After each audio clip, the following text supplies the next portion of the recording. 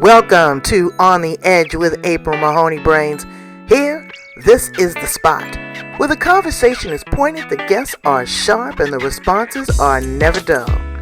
Welcome home, Brains. There's only one requirement to hang out on the edge, is that you open your big brain and close your small mind. Did you bring your thinking caps? It's time to put them on, because the conversation starts now.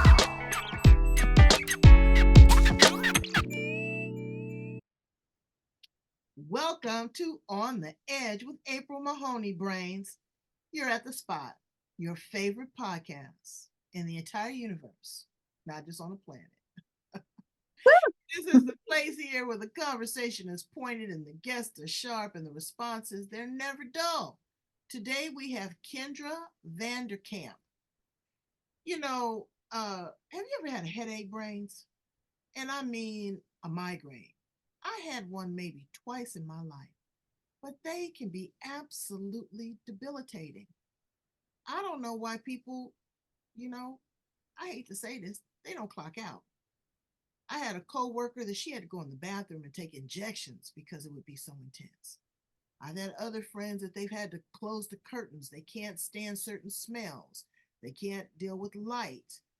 Their blood pressure goes up. It can really be unbelievable. And then, too, when you are in a quote unquote normal space, you're waiting for it to come on.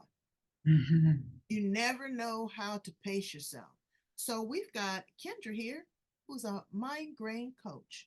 She's going to give those that suffer with migraines, intense headaches, bad sinus infections, too, some tips and some tricks. But she's also a prayer warrior, and they go hand in hand. Let's welcome her to the show. How are you, Kendra? I'm doing well. Thank you so much, April. Well, I'm so glad to have you. But before we get started, I want to hear about your adventure at a silent retreat. I have been wanting to go to one of those. Tell me, girl, what happened? Wow. So I guess the hardest part is just not saying out loud everything that's on your mind every moment of the day, which I have a little bit of trouble with. Um, it seems like I like to think out loud a lot, and that wasn't one of the ideas that was very popular at the silent retreat. So that was one piece. But it's really Let me just ask. I got to interject in here because I'm dying to go to one. But is it Asian or this one. or This is American inspired? So there's all kinds of them, right? This specific one is Jesuit based. So it's based on the spiritual principles of Ignatius. Okay. Um, you may have heard of these principles through their translation in the 12 steps, um, but they're really deep pieces of just, learning your purpose in life and appreciating where you are and what's coming up next. So how many days was it? Just 3. Yeah, Just I think that's a huge challenge for people because there's no cell phones, there's no computers, there's no text messaging. right. But you don't talk to one another. Correct. Yeah. Wow, I love it. But what it did magnify was your hearing, Mhm. your other senses, was your Mm. mindset, was your clarity, was your purpose. Girl, I bet you it was the best. Oh, absolutely on fire. Did they feed you good? Oh, yeah. Yeah. Well, that's wonderful. So now tell us a little bit about how you show up in the world. So, I guess what I found is that as you mentioned, the prayer warrior and the migraine coach kind of go hand in hand. It'd be hard to do one without doing the other based on my experience in life. I started out with migraines as a small child. So Mm. I remember not so much the headaches themselves, but playing with my aura. So I know I was sent to bed, because I had a terrible headache. And I just remember sitting on the end of the bed in the dark playing with all these pretty colors that I could see. And as I got older, the migraines became more prevalent. And so from age 3 or 4 until just recently. Yeah. what did you find was your trigger? What sets you off? Oh, that's fun. So for me, I think over time, I convinced myself that it was usually a combination of triggers, right? So stress is often a trigger, food allergies can be a trigger, loud sounds and bright lights, and not enough sleep, not eating when you're supposed to, hormone fluctuations, like all of those would impact me. But what I found is that it was usually when like 3 of them happened together. So let's say I was teaching class for the day and super stressed about that, so I didn't get much sleep and I didn't eat anything. Well, instant migraine, right? Mm, So, okay. And as a child, I remember my daughter was telling me when she was having challenges in school, and the teacher, they want to label your kid. And I'm saying, well, she doesn't display a lot of the characteristics that fall under this particular situation. I said, Chanel, I sat down and said, what's going on with you? Why are you playing with the turtle and all in the window and everybody else is on the mat reading? She says, Mommy, because sometimes I look at the board or I go to read and I feel like, you know how when the mouse hits the cat over the head in the cartoon and you see all these little tweedly birds going around? And that's the only way she could explain that she was dizzy and that she had vision problems and that she could, I didn't know. So, mm, being a child that small, having no concept of what this is, I'm sure that it was very difficult for you and your parents. They didn't yeah. know if it was an aneurysm. They didn't know what it was. No, I guess I was fortunate, based on my age and, how my parents grew up. They were in touch with a lot of holistic, medicine at the time. And so even as like a 4-year-old or a 5-year-old, I was taken to a chiropractor to get rid of the migraines. Really? Mhm. And so there was no relief for you. You said you just now found relief. What was that like? What is that like to be headache free? Or now are you totally headache free, or do they come you're totally headache free? I am totally headache free, Wow, and there's a story that goes with that, weird. that, basically when I guess back in 2010, I was working on coaching certification, and this was something that I was traveling out of town, staying in a hotel, paying a lot of money to do. And one morning I woke up and it was a Saturday, class started at 8 a.m., and I woke up with a migraine. And I went, well, crap. That's a lot of that's a lot of money down the drain if I don't go to that class. So I'm just gonna go and see how far I can get. You know, with me, migraines would escalate. So it would start as a headache and then it would get worse and worse through the day until I just couldn't stand it. It's like, well, maybe it won't get worse right away. So went down to the class. Head was just pounding.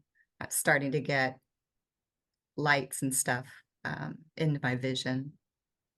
And lo and behold, the first activity we did that day was visualization. I'm like, okay, well, at least I get to close my eyes, right? So I close my eyes and we start the visualization. And 30 minutes later, as we're wrapping up the visualization, my migraine is gone. I was like, "Oh, how is that possible?"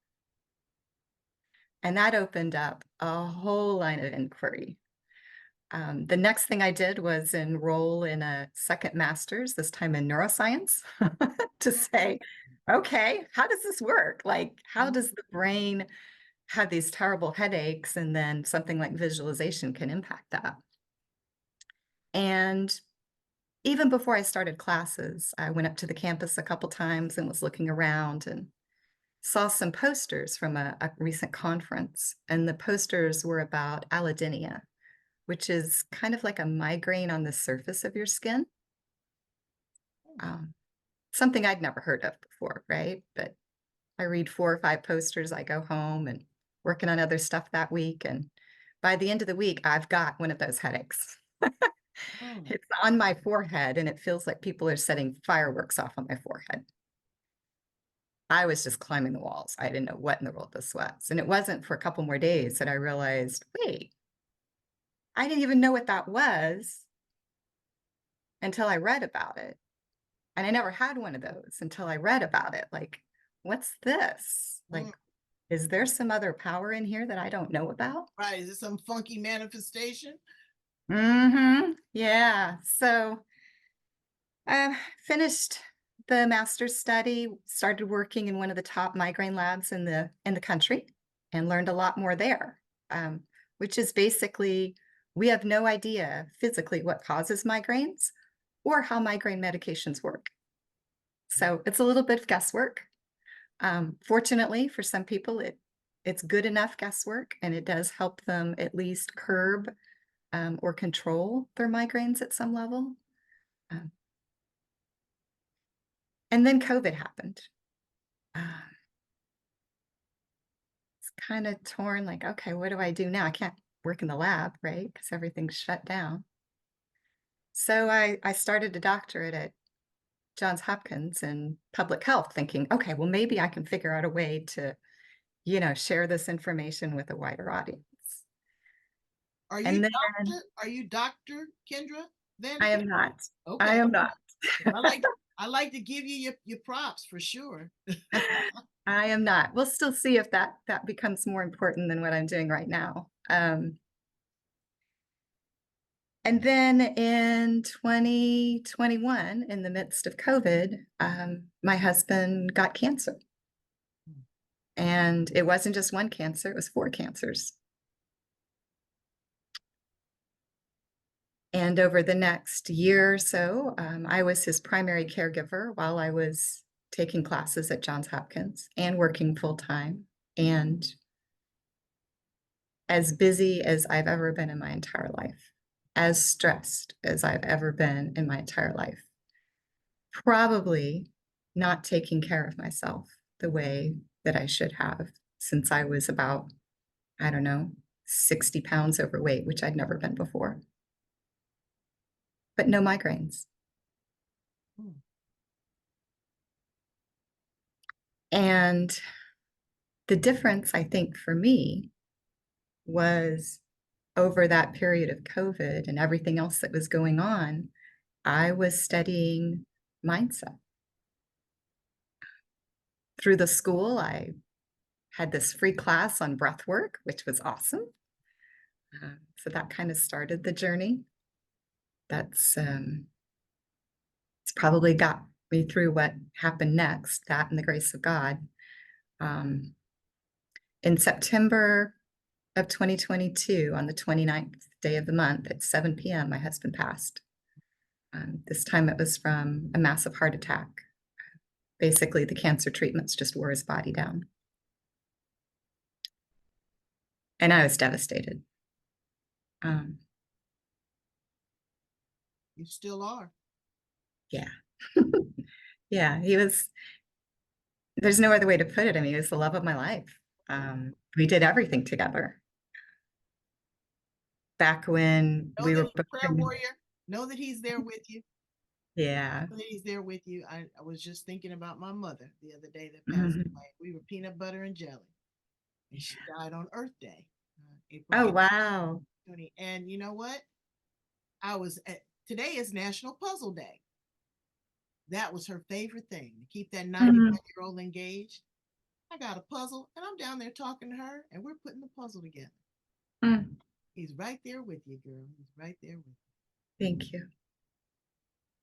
So, do you have Yeah, children? I do. 2 girls and 4 grandsons through my husband. So, Okay. So, I'm sure that it was a heavy load on them too, because, and I'm just assuming, color in the white space, tell me where I'm wrong. You're working a full time job, 60 pounds, fluffier, dealing with your husband who's got multiple cancers, multiple treatments, not thinking that it's going to be a heart attack, no, and you're no. a mother, and migraines. And I'm sure that these young women are sitting back looking at their mom twiddling their thumbs. It's like, where do we fit in? Mhm. It can be a lot. It can be overwhelming. And so you're doing these other things not to divert from that, but to keep busy, to try to Mhm. stay focused, but also trying to heal yourself. Your plate is full. Mhm. When did you pump your brakes and say, you know what? This is no longer serving me. I need to dial back, trust in God, and do what God told me to do a couple weeks ago. Yeah. Surrender. He told me to surrender. I was like, I think you got the wrong person. You're not talking to me. I'm a fighter. God told me, surrender, April. I got you. I got you. It's going to be okay. You live in a house of abundance. I got this. Let me drive it. Let me be your Uber driver. It was dialogue. And Mhm. I surrendered. I gave up on this issue. Next thing I know, the people are calling me and telling me everything that they're going to do and just be patient and blah, blah, blah. So when did you surrender? I think it took me another 24 hours. It wasn't till sometime late on September 30th, maybe 2 o'clock in the morning, that I said, you know what? I can't do this. I can't keep doing it at this pace. It's not helping anybody. And then became the journey of surrender. Like you said, it's now a practice, right? Yeah. There is so much that I want to do that I know I can't do it by myself, right? And to And find fulfillment in that space, you know, yeah, because sometimes we go along to get along and we just keep going, going, going. And as we said in the introduction, you said, you know what? I'm gonna stop everything. I don't want any of the social media. I couldn't believe you text me. You said I'm at a silent retreat, sister. I'll get with you when I get back. You didn't talk. All you had was time to process and go deep within and listen. And that's what I tell people about meditation. You don't have to get into this psychedelic realm and all that. Just be still. Just be quiet. Quiet the monkey mind. What are some of the things that were revealed to you on this retreat that weren't revealed to you before you went?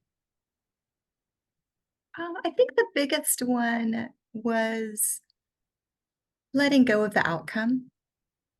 Um, as a migraine coach, it's hard for me to work with someone not just want to have no more migraines ever again. Like that's the goal, right? But having an expectation that I'm just going to show up with love.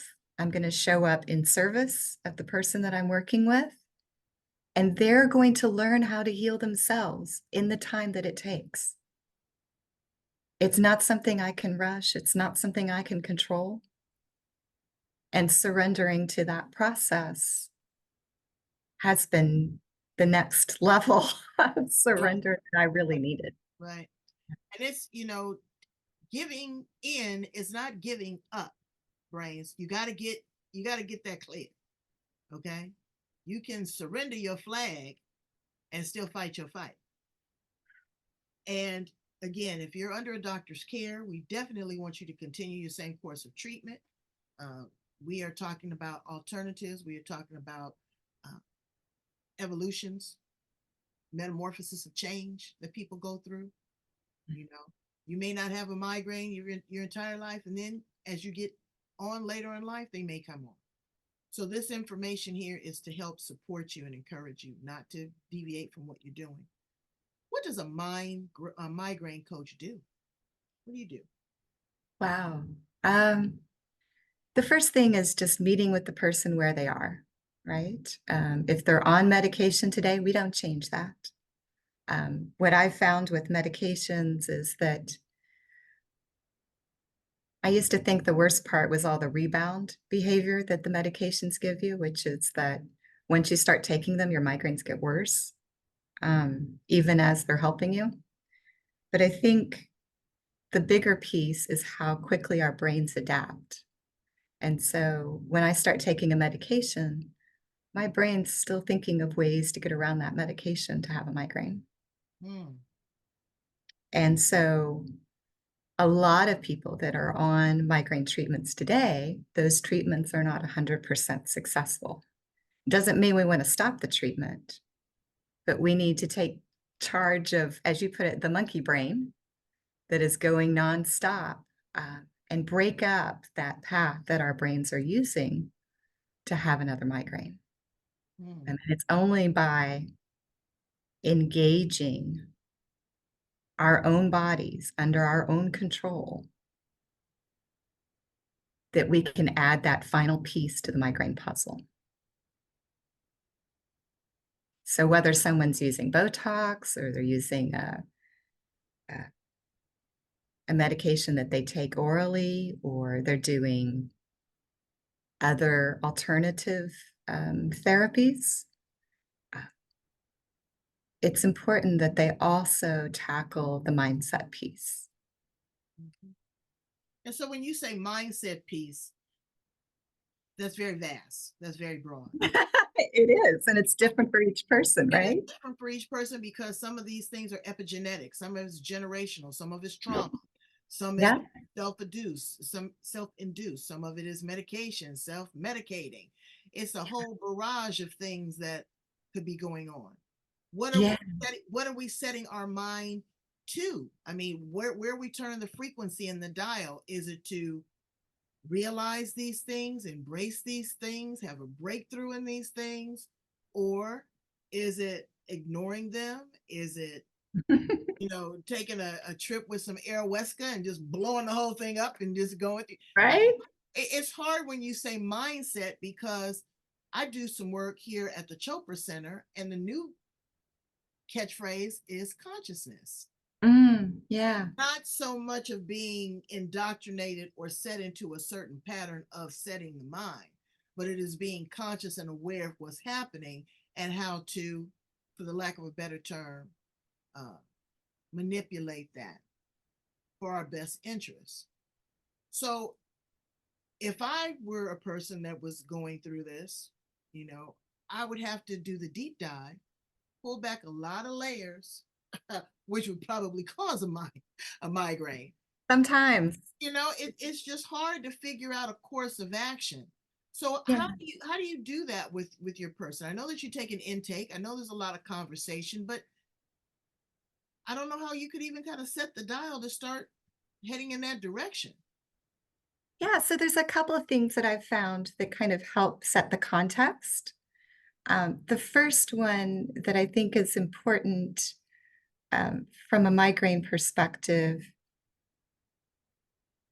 is understanding that migraines don't happen in the present. And what I mean by that, from a mindset perspective, is when we're spending time in the past, thinking about what happened this morning or 10 years ago or yesterday, whether it's conscious or subconscious, or when we're thinking about what's going to happen next, or that bill that's due, or that podcast I'm going to have to do this afternoon, like whatever Uh-huh. that thing might be, right, in the future, that's when the migraine happens. Mm, If we can get ourselves to right now, right here, and everything that's happening in our bodies, that's the point at which we can take charge of the migraine. mm, And for different people, different steps work. Breath work might be one thing that helps, but it's not going to help everybody. Visualization might help one person, but a lot of us are challenged with how we visualize, right? We've gotten all those shortcuts available to us on our phones and our televisions now. It's hard to just close our eyes and picture things sometimes. Uh, and for then some people, what is the picture that you see? yeah, What yeah. is what is that constant reflection that you keep referring back to? I know sometimes when I'm stressed out or I have something on my mind, it seems like it's everywhere. I turn on the TV and they're, telling fat jokes. Or, I turn on the TV and it's every commercial is a restaurant. You know, whatever you are, it just seems like it just keeps magnifying that. So to be quiet and to be still Takes a lot of control, brains. It takes a lot of control. You think that it's easy, okay, I'm just going to sit here in the corner. And you don't have to be in any particular place. You don't have to be sitting Indian style. Sometimes I'm in the bathtub and I said, you know what, let me just let this go. And I Mhm. have to tell myself, and I have to tell my mind, you don't want to think about this. This no longer serves you. You have to have that conversation. It just doesn't go away. It's hard, Kendra. It's hard. That's why It's we need to work with someone like you that can support us. You know, we're not a one legged stool. We need support. Really. We need support. no, seriously, I think the part that jumped out to me that's the second piece is that migraines are hard. They're hard to do by yourself. They're hard to figure out. It's not that I'm going to solve them for you, it's that I'm going to partner with you so that you can solve them. Mm.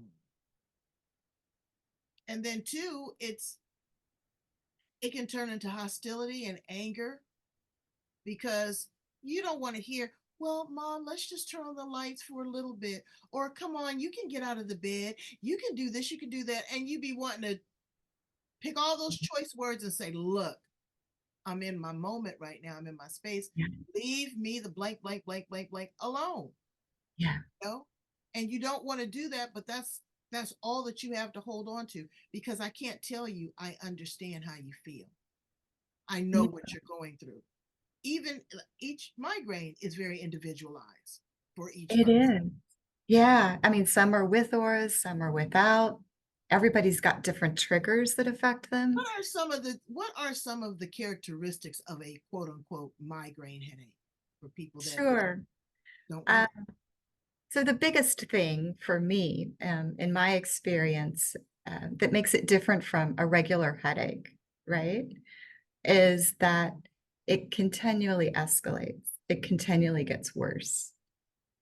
So what somebody might have as a sinus headache or somebody might have as a tension headache, magnify that tenfold, Mm, and mm, that's the early stage of a migraine. mm. It affects your digestive system. In some people, it's more pronounced than others, right? Um, there's nothing worse than having your head pounding and your stomach is upset. I remember my husband picking me up from a train commute because I couldn't drive home because I kept vomiting. It was miserable. Um, it's going to be different for every person, and the solution's going to be different for every person. The important thing to know is that this isn't the end, right? You're not going to have this the rest of your life. This is not something that you'll never get rid of, right? And you can speed up that by working with someone else who's suffered from migraines and worked through that for herself. What do you have any numbers? Do you have any statistics as to, how many people on an average suffer with migraines? Oh gosh, it's more women than men. I think I'd have to look that up. Well, people would say I would say, hormonal. When hormones can bring on yeah. that too. I know I had a coworker, the one that would go in the bathroom and get the injections. Uh, Mm. she was trying to get pregnant. And so that really, it's like, okay, so how do I want a baby so bad, but how do I put my body through this, through that, through this, Yeah. and then have these excruciating migraines that you have to rush me to the ER for? Yeah. What's interesting is that a lot of the studies they've done with women who are pregnant is that even if they are migraine sufferers, it's not when they're pregnant. And they attribute that through a lot of guesswork to some of the benefits of the umbilical cord, not just for the baby, but also for the mom. Wow. So there may be some potent stem cells in there. And that placenta, that's a whole nother show. We talk about that later. Yeah. We don't need to get into that but today. but there's a lot of stuff. So now Yeah. let's bring it up to the forefront. Let's take it up to the sky. How did prayer help you? Mm. So for me, prayer is a type of meditation, Okay. right? My dad was a pastor back in the day, and he used to tell me that the number one thing prayer does is it changes you, the person who's praying. And I believe that, and I believe there are other things that change as well. But for me, praying became a way of stepping outside of myself, outside of all this flurry of things that were happening around me, things that happened yesterday, things that are happening tomorrow, and just focusing on my creator and my God and saying, having a conversation, right? It's not that I didn't get distracted here and there, but the longer I practiced that conversation, the more present I was. And it got to the place where I was able to, just by starting that conversation consciously, Mhm. stop a migraine in its tracks. Mm. You know, wow. And it's a discipline. I hear a consistency and a discipline. I like to use the word practice. Right. Yeah. Right. Yeah. Because And it may the be reason why, something that well, the I only don't. reason why I throw in those other two is because um, a practice is a discipline. It's something that you do repeatedly, consistently. That Mhm. it's a pattern to it. Yeah. And being disciplined and being consistent, that's a lot of people's challenge, is showing up and doing the work religiously. you know Mhm. Whatever Yeah. that conversation is, if it's a mantra, if it's a prayer, if it's a chant, wherever you are in that space, as long as you are connecting. But as you said, you have to connect with the breath. The breath was our very first gift, and it Mhm. will be our last.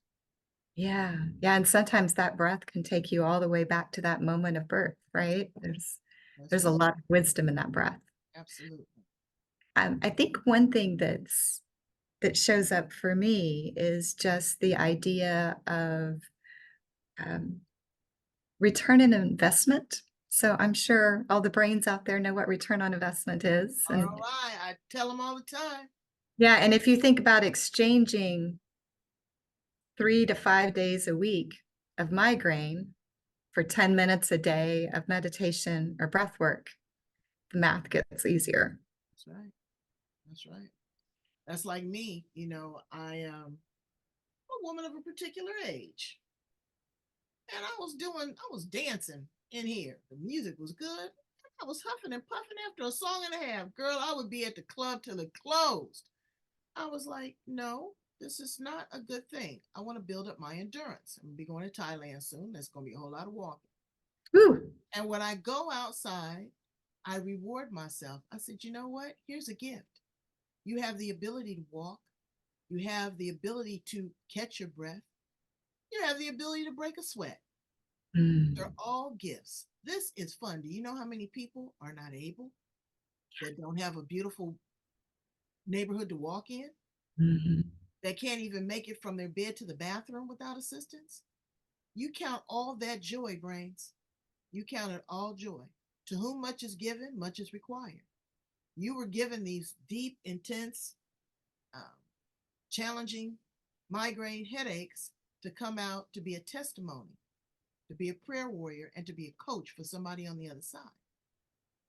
So, you have to I know it's hard to see the forest for the trees, brains, but you got to look. You got to look hard, you got to look deep, and you got to be grateful. Grateful for everything, every single thing. But I want to ask you some fun stuff, because we just been on this same little monotone kind of. Let's have some fun things.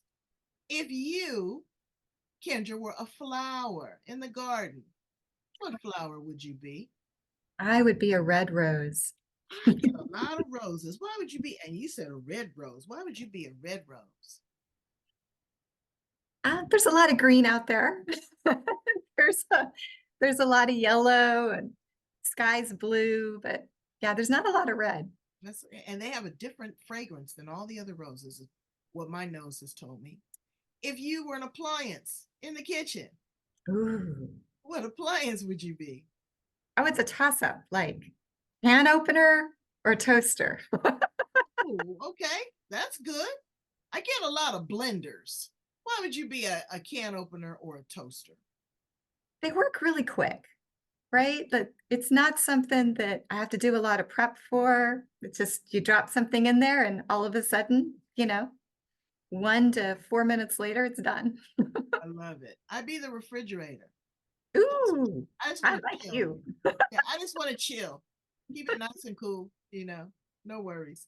If you were an animal, what animal would you be? Hmm. Well, right now I am the loving mom of an 80-pound short-haired German Shepherd, so I think I would take that. Yeah, okay.